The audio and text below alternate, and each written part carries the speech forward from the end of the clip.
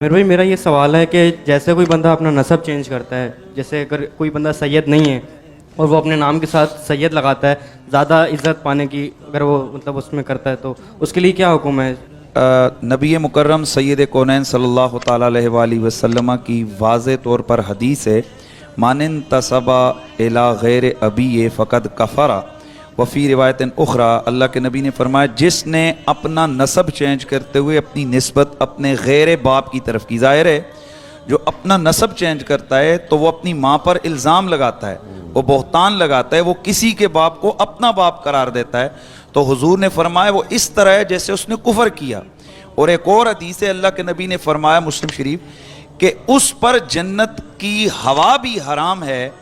کہ جو شخص اپنا نسب چینج کرے۔